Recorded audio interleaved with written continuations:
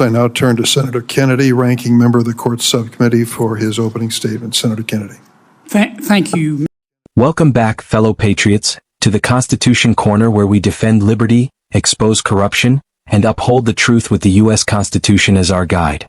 If you believe in the rule of law, the separation of powers, and holding every branch of government accountable, then hit that like button, subscribe, and tap the bell so you never miss our breakdown of what the mainstream media won't cover honestly. Senator Kennedy. Thank you, Mr. Chairman, and thanks to all our panelists today. Thanks. With respect, I don't agree with the way our esteemed chairman has characterized this hearing today. He refers to the Trump v. U.S. opinion, a 6-3 opinion, by the way, of the United States Supreme Court, as, quote, when the president does it, that means it's not illegal, end quote. I do not believe that is a fair reading of the opinion. And frankly, I don't understand how anyone who's read the opinion, which I reread this weekend, it's only about 90 or so pages, could reach that conclusion. I know many people look at this opinion, and it is their right. This is America. We can believe what we want. I know many people look at this opinion through the lens of former President Trump and whether they like him or dislike him. The court, in its opinion, was very careful to point out that its opinion, more than anything else, was about the institution of the presidency. The institution of the presidency.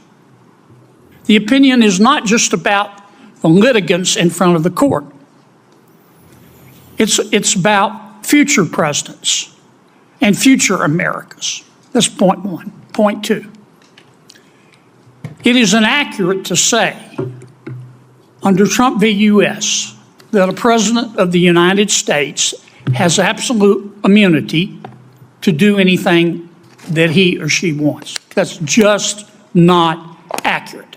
For example, the court is very clear in saying that a president does not have criminal immunity, including but not limited to a former president, for unofficial private acts. That's clear. I don't see how anybody can argue with that. Number two, the court does say that a president, whoever that president might be, does have absolute immunity for acts performed pursuant to his or her core responsibilities. Responsibilities given exclusively to a president by virtue of the Constitution.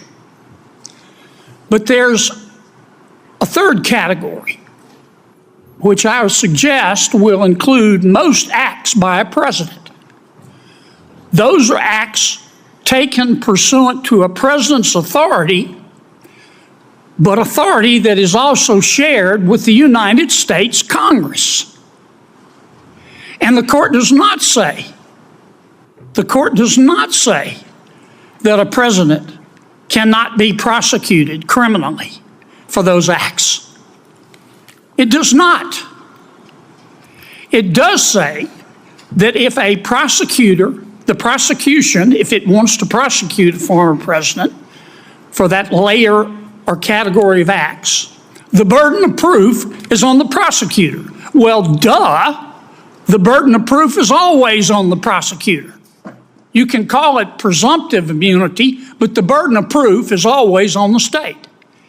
And the state has to prove that the president's prosecution for that middle layer of acts would not impinge, I think the words would pose no, quote, no danger of intrusion on the authority and function of the executive branch.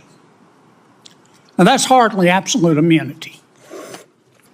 And I'm looking forward to our panel today to enlighten us on this subject.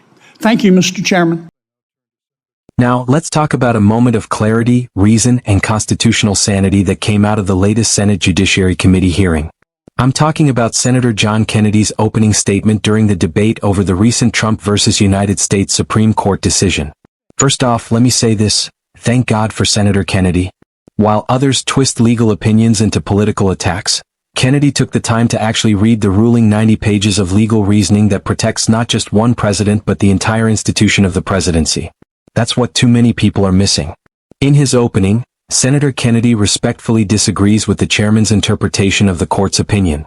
The chairman had tried to reduce the ruling down to, when the president does it, that means it's not illegal, a flippant and dangerous oversimplification. But Kennedy doesn't let that slide. He reminds the panel and all of America that this case wasn't just about Trump. It was about protecting the executive branch from politically motivated prosecutions, no matter who is in office. Now here's what patriots need to understand. This ruling did not give presidents blanket immunity.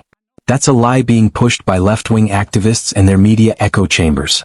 What the ruling did say is that presidents have absolute immunity for actions taken as part of their core constitutional duties, not for private, unofficial acts. That's a critical distinction. And if you care about the balance of powers, you should support it. Let's be honest.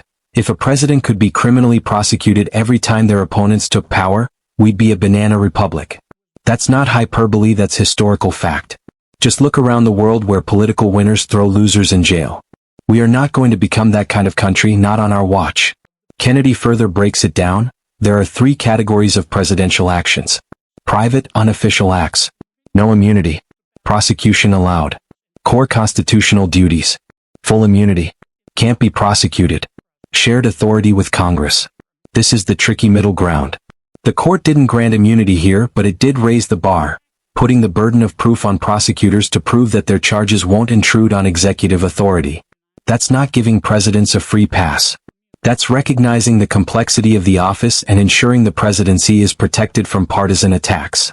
And as Kennedy says, the burden of proof is always on the state. It's called due process. Look it up, Democrats. And this isn't about liking or disliking Donald Trump. This is about preserving our republic. Because one day there will be a Democrat president. And we want to be consistent in applying these principles. Conservatives believe in the Constitution, not convenience.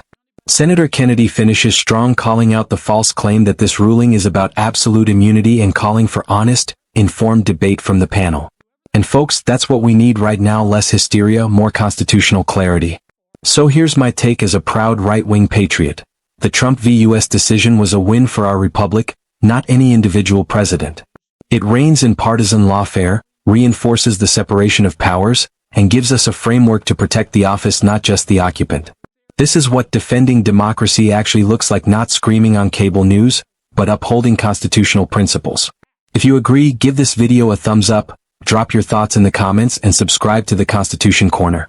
We've got more deep dives on the way, and we won't stop until America wakes up. We are the Constitution Corner, where Americans' root guides its future. Until next time, stand strong, speak truth, and may God bless the United States of America.